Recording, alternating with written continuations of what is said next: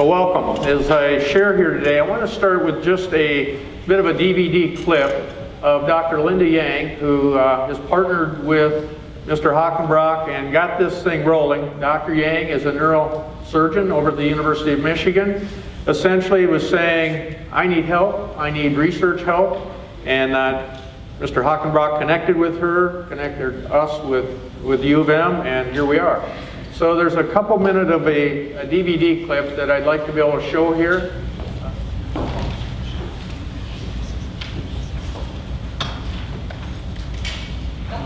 Today from the University of Michigan, we're happy to have from the Department of Neurosurgery, Associate Professor Dr. Linda Yang, and Director of Occupational Therapy within the Brachial Plexus Palsy Program from the UM Medical School, Denise Justice. Welcome. Thank you. Nice to see you. Nice to see you. Denise, welcome. And thanks for coming over. We've gotten to know you over the years, Yes. Thanks to our mutual friend Dave Hockenbrock. And Dave has told me that you wouldn't say this, but you are the leading surgeon in the world when it comes to brachial plexus. How about one of? Okay, that's modesty. And he's also told me that you're the only Phi Beta Kappa from Johns Hopkins that he's ever known. Oh, well, that's a credit then, I guess. Well, this is pretty exciting, what we'll be sharing with our viewers today. And right here in Michigan, some pretty extraordinary treatment for this devastating condition is in your hands. Yes. First of all, what is brachial plexus? So the brachial plexus itself are all the nerves that go from your spinal cord down to your arm. It is what allows your arm to move, to feel, and to do everything that you do with your hands and fingers, which you can imagine these days, especially with phones and texting and everything, that's what does that. So that's the brachial plexus. But brachial plexus palsy is a different thing. So brachial plexus palsy is when the nerves get pulled. So in other words, these nerves go from your neck to your arm and the nerves get pulled, then the nerves don't work. And when the nerves don't work, then you lose the function of your arm. In other words, the baby can be born with an arm that is either flail or paralyzed, doesn't feel, and really can't do very much at all, leaving them with really sort of one arm that works and helps them, the other arm doesn't work. And in general, it's because when the nerves get pulled, there's a little scar that forms on the nerves. And the scar that forms lands right there or anywhere along this brachial plexus, which is a complex sort of map of nerves, much like the Los Angeles freeway. It's carrying signals like the freeway carries cars. So if it can't carry the signals, the arm doesn't work. And that's what brachial plexus palsy is. The surprising thing about brachial plexus palsy is that it is occurring at about the same rate or incidence as cerebral palsy, which everybody seems to know. So it occurs in about 1 to 4 in 1,000 babies. And it also, the treatments are very different, but there are some things that we can do. So for instance, you mentioned some of the things that might be unique to our program. We are one of the only multidisciplinary programs in the country. We offer the services of neurosurgeons, orthopedic surgeons, plastic hand reconstructive surgeons, physical medicine, physiatrists, rehab docs, occupational therapy. We have a nursing coordinator. We have social work and case management. We can help patients that come from afar to seek treatments closer to home so that they can get their care coordinated. We do all this through what we call one-stop shopping. So previously, a patient would see one doctor, get referred to another, might spend 6 months to a year seeing 8 or 9 docs. What we do is we group everything into one clinic so the patient comes for one day, then we're able to get the opinions of the whole group and modify or create a treatment plan so when the patient goes home, there's actually a whole plan. And whether that includes surgery or conservative management or therapy or other things, it's all within sort of one plan. So we found that to be quite effective because then you don't have physicians. Okay, so that gives you a bit of an overview of what this project is all about, how it initiated, MEDSAU. And as the partnership was formed, there are a couple key criteria. One, faculty members here at Spring Arbor will be partnering with clinical professionals or faculty at the University of Michigan. And one of the key issues, and that's where you come in, many of you will be involved in side-by-side doing the research projects. And it's not just in the science realm. You'll see as I go through the 7 projects that we've delineated that there are 7 different departments that are involved in this across campus. And we're hoping that this is just the start of something bigger.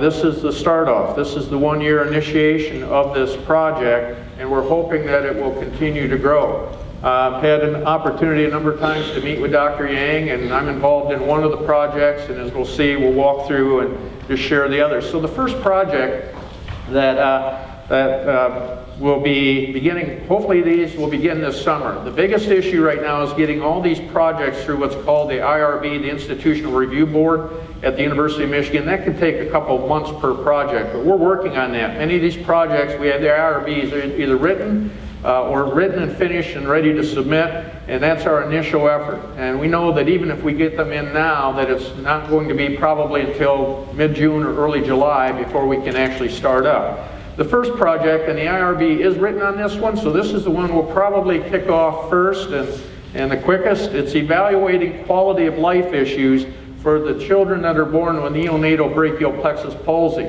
And the lead professor at the University of Michigan is Dr. Nicole Carlozzi. She coordinates a lot of these kind of projects in the psychosocial area. Dr. Yang will be coordinating and involved, but here Dr. Yeaman and our psychology department will be involved. As we look at quality of life, the question, the research question we have here is, are the treatments for MBPP effective? As she indicated, very little research out there. You could probably find 300,000 research topics or articles on cerebral palsy, but probably less than 2,000 or 3,000 on NBPP. So there's a need for this, and this is why we're moving forward. So the first question that we want to try to answer is, are the current treatments that they're doing, are they effective? And thus we need reliable and valid quality of life measures. You know, this idea, if we didn't measure things, we wouldn't know how good we were at measuring the things that we're measuring. So it's kind of a redundancy, something that we're going to have to work on, but the issue is we need new measures. There's a lack of quality measures for specifically MBPP. So the importance, well, we need to know, what does surgery do in terms of quality of life later on? And then for the MBP current measures that are out there, we find that they're irrelevant to these patients and they're often offensive to these patients. So thus the work will be to develop, well, the problem is, first of all, the existing measures, they're developed for general health problems. They develop without input from the afflicted individuals, and they fail to address unique issues such as NBPP. So we need to understand how do we effectively measure quality of life for these patients, whether it's physical health, emotional health, cognitive health, or social health. So the plan here is methodology. It'll be focus group based. We'll be interviewing children with the condition. We'll be interviewing caregivers and parents. We'll be interviewing professionals in these focus groups, very structured. In the end, there'll be both qualitative and quantitative analysis. And we're hoping then the deliverable results, the outcome, will be new quality of life measuring instruments specific to MBPP, and will provide a valid tool for assessment and even future research. The second project, I'm going to turn over to Dr. Baratovich. He's involved in one, as indicated, hand sensomotor testing.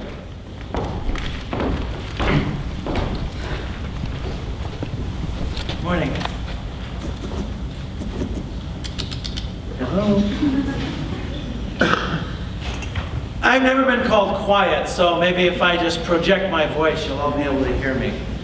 So Susan Brown is going to be the lead researcher in this project. She is in the Department of Kinesiology. She is, however, by training, a neuroscientist. And she has been very interested in the ability of children with brachial plexus palsy to properly sense objects, to tell the shapes of them, to tell textures, and things like that. Most of the research has looked at the motor skills, the movement abilities of brachial plexus palsy patients. The sensory function and the sensory capacities of these children is largely undiscovered country, more or less. Susan has done some preliminary work where she has examined the ability of these children to determine particular types of textures. And then she has used so-called stereogonic measures to determine if they can suss out what an object is based on its shape, just by feeling it. They essentially stick their hand into a black box, they pick up an object, and they feel it, and oh, it's a this, it's a that, it's a whatever. Can they do that, and how long does it take them to do that? So we're going to determine, first of all, their ability to get proper sensory feedback that allows them to do these things, and then we're going to also assess hand strength using a dynamometer. That's a relatively easy experiment to do. So we are going to use some machines that she has actually developed in collaboration with some people in industry. These machines are unique, and they're presently being made. When they are made, we will get a copy of those machines. She will have a copy of the machines. The test will be completely computerized. We will be testing some normal individuals to try and get a baseline, and then Susan at her laboratory will be testing individuals with brachioplexus palsy. She'll be testing the arm that they use normally, and then the hand on the arm that they normally might not use because it doesn't work quite as well. Now, decreased limb use can lead to the brain actually remodeling the sensory portion of the cerebral cortex so that that portion actually shrinks, and those neurons are now dedicated to other tasks. This is called brain plasticity. Brain plasticity is a relatively new field, but it is something that definitely happens. It's the old bromine. Your mom used to always tell you, you don't use it, you lose it. And the brain plasticity really has something to do with that. So we will be using various measures to determine their ability to discriminate between various objects, this stereognosis type of analysis as well, and then grip force. Grip force will also examine not just their strength of grip, but actually how smoothly they might be able to grip something. Someone who has normal grip strength usually will get a nice smooth grip as their strength increases. People who don't have proper control over their hand will tend to show kind of a herky-jerky kind of grip, and we'll be looking at that as well. So our target population, of course, is children with the neonatal brachioplexus palsy. However, we're very interested in looking at how sensory function evolves in children as they age. So we will be examining three different groups, three different age brackets, because sensory function changes as you get older. Does it change in these children? Does it change normally? If it doesn't change normally, what does it do? Does it get worse? Does it stay the same? Does it just plateau? We're going to be looking at these three age groups, and again, we'll be doing the controls, baseline, with the dominant hand, the non-dominant hand. Susan will be looking at children with brachioplexus palsy at U of M, and then we will be sharing data. And again, these experiments, these evaluations will be done by students here, our very own SAU students who will be getting this clinical experience. And hopefully we'll be getting some idea of perhaps techniques that can be used for people with other types of neurological conditions whereby people don't use their affected limb or something like that. So that's our goal. We're very glad to be a part of this. Thank you, Mr. Hockenbrock, for legwork and funding and all that. Okay, thank you. You notice what was stated here is that this condition can be rehabilitated. Our understanding is only about 10% of the children actually need surgery. They have to be identified early, within ideally the first 2 to 3 months, and that's been part of the problem. And you'll see some of the studies that are going to look at that in a few minutes. Professor Kaufman will be coming here sharing about a critical pathways project he's involved with through our nursing program. I'll be involved in a specific study looking at neuromuscular electrical stimulation with MPP studies, or people. Sorry, typo error there, should be MVPP. People at the U of M, we met with them this past Monday, and people were the occupational therapist there, Dr. Yang, and I'll be working directly with her, and also Katie Chang, who is the research associate that will be helping with the data analysis and so forth. and I'll be coordinating it as the lead faculty member, and as was indicated, students are going to be involved. We already have one student in our HES program involved, Spencer Carlson. He went along. At the end of the day, they essentially said, Spencer, this is your project. You're the lead. They gave him one of the packs that we'll be using, one of the electrical stim packs. They basically said, you need to learn how to use this, how to program it. You're going to be working with the parents and the children as they are involved. This is essentially an electrode system where the electrodes will be placed on the biceps. In our study, as we look at it, the question is, they think neuromuscular stimulation can make a difference to kind of create these pathways that are there, particularly with kids that aren't going to need surgery. So the question is, how effective is it? And that's going to be our issue. We're going to have a cohort study, 2 different groups. One exposure, the electrical stim unit, a number of variables we're going to be measuring in terms of the outcomes, the results, and these 2 groups will be 10 students or 10 patients that will receive the stim, and 10 that will have a dummy box. It won't be actually delivering the stim. The parents won't know that. The therapist won't know that. The only person who will know it will be Spencer and probably myself. So it's going to be a double-blind study when it's all said and done. These students, or these patients, we're going to pick them up as early as 3 months of age. And they'll be doing things like putting the electrode on the biceps and working with the child to move in normal elbow flexion. These children accommodate as they start to hold bottles and so forth. They start to, instead of putting hand to mouth, they'll rotate the shoulder to do this kind of thing. And yet we know the pathways are there. They just need to be trained, as Dr. Baratovich kind of indicated with his study.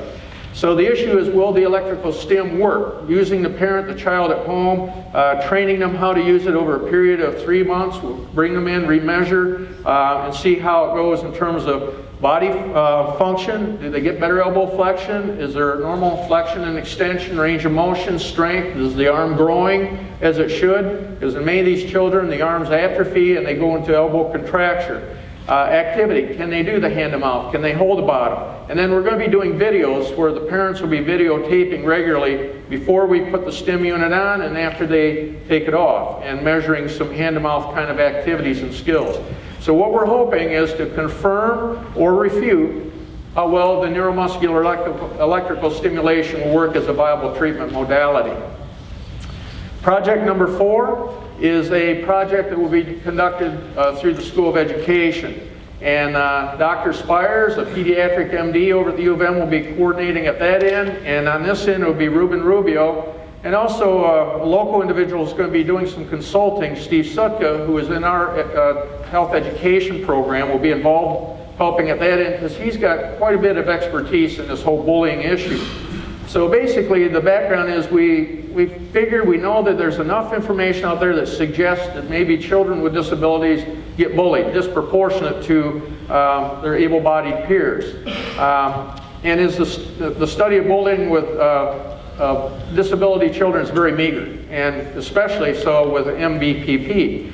So there are no studies really. And so we're hoping to develop some results here. So the research question, is the prevalence of bullying in children with neonatal brachial plexus palsy higher than age-matched normal peers?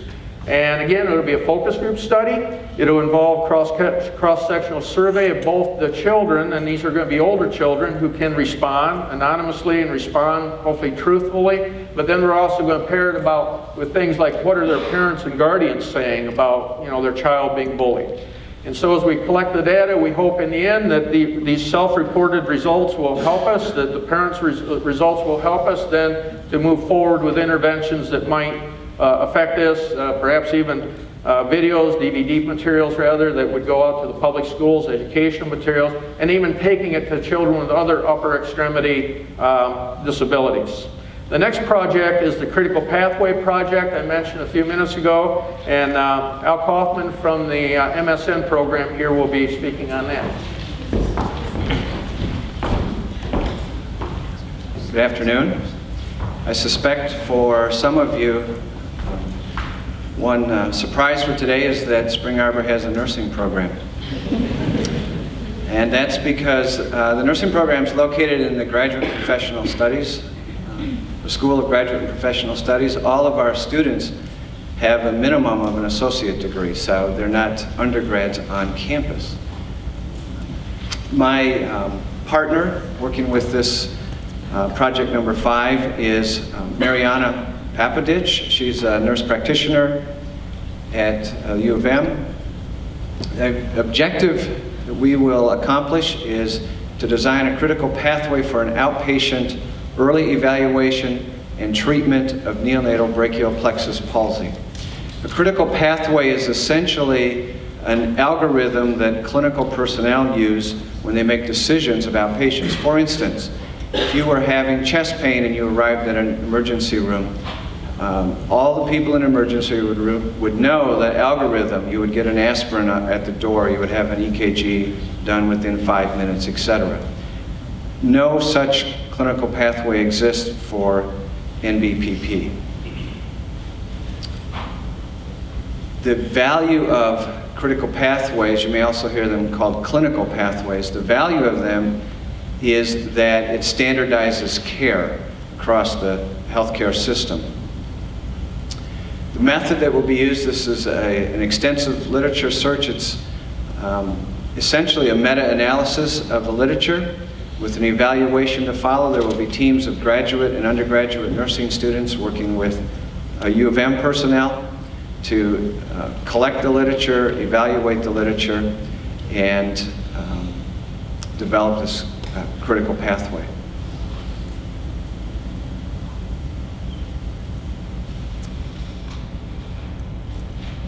The result, again, as I indicated, is this creation of a critical pathway. This is for infants, birth to 1 year. It is currently believed that surgery is ineffective after 1 year. And so what often happens is these infants are in the community and they don't receive prompt attention. And that's in part because there's not a clinical or a critical pathway for community practitioners to use in knowing how to deliver care to these patients. Thank you. Thank you, Al. Okay. As I shared with you, there's a lot going on, and my challenge right now is to get through all of them here in the limited time we have.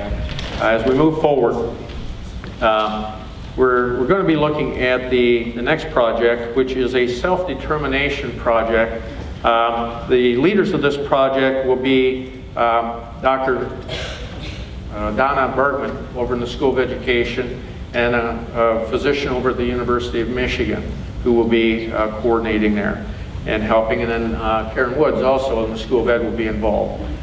This deals more with the issues of disability. Fits very well with our special education program. The objective of this study will be to assess the self-determination of MBPP patients ages 14 to 18 compared to normally developed children. And this whole idea is, okay, they've come through childhood, adolescence, they're now entering adulthood. How well are they prepared? How well are they to go out on their own? They've obviously received a lot of attention, a lot of treatment, a lot of care from, of course, professional medical caregivers and clinicians, as well as their parents or guardians. So this is an issue or concern. The idea then, and Dr. Bergman came up with this concept because of her expertise, actually shared with me, she just got back from a conference in Texas. She's really excited about what she learned and wants to apply, but essentially a quote here, it's a bit old, but it defines the key thing that she's going to be measuring: self-determination. A combined set of skills, knowledge, beliefs that enable a person to engage in goals-directed, self-regulated, autonomous behaviors, and understanding of one's strengths and limitations, of course, as they move into adulthood. This is going to be essential. Background, we seem to understand and realize that students who have self-determination skills have a stronger chance of being successful in making transition into adulthood. Major factors for successful transition in children with other disabilities, such as learning disabilities, cognitive impairments, emotional disabilities, autism, and of course our particular focus will be the brachial plexus palsy individuals. How successful are they going to be, or are they in terms of transitioning? So the significance is there's no parallel information out there with children with disabilities. There's a lack of knowledge about potential intervention for these children.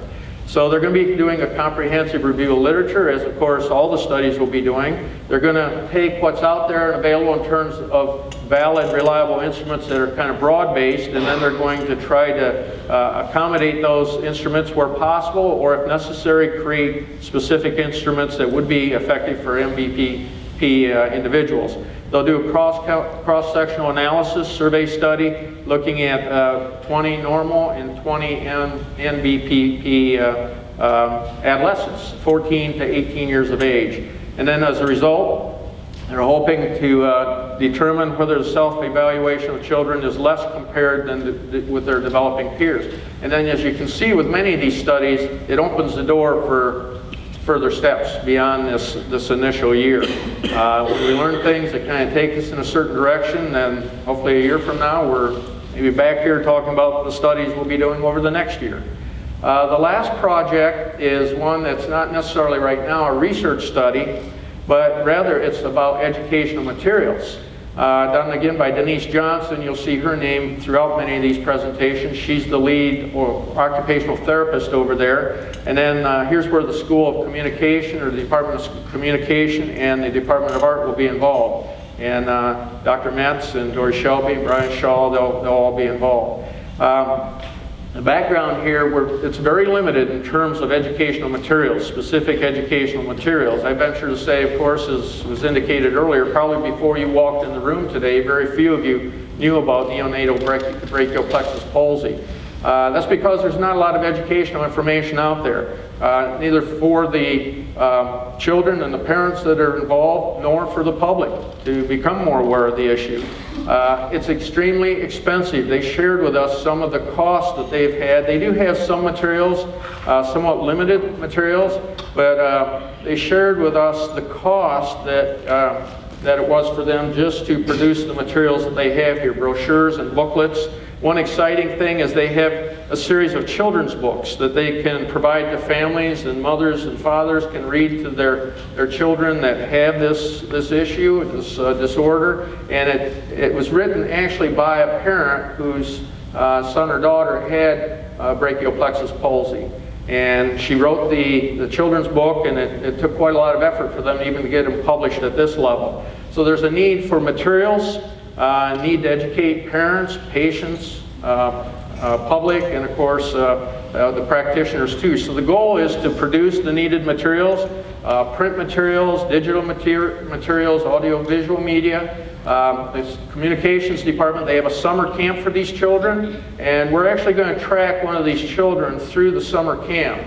And Dr. Metz and Dory Shelby are going to be doing a 8 to 12 minute video documentary that can be used in various places, in various locations. They've even talked about maybe in your local theaters. As you sit there waiting for the main feature and they have so many things thrown at you, that we may even be able to get local theaters for public information and awareness. So a lot of possibilities coming out of this project. The deliverable results, of course, are going to be print media and digital media and so forth.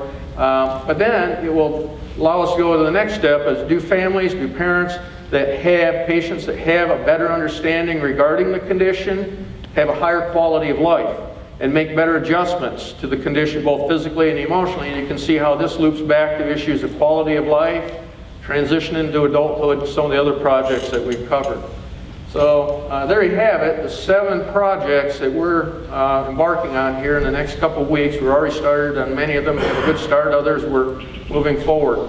But I don't know if we need to be reminded of this, I hope we don't, but the SAU concept. And as we read the concept, the community of learners, as far as our purpose is to be distinguished by our lifelong involvement in study and application of the liberal arts.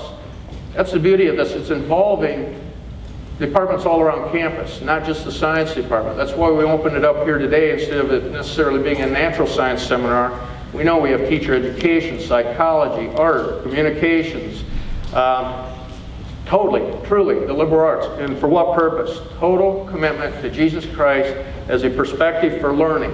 the ministry opportunity that comes out of this is huge for us. And ultimately how or why? Because of our opportunity to participate, critically participate in the contemporary world. So the title of the presentation is this MEDSAU, what's it all about? Ultimately, and we can't forget this, it's the children. It's ultimately for these children that can live normal lives. If we discover it early and these interventions we're working on work and we can get better at it, these children can come into adolescence not even knowing they ever had a problem. But they've got to be identified, as we see, 3 months, 6 months. It can't be a year, 2 years, 5 years out. So quite an undertaking. I'd like to open it up to questions.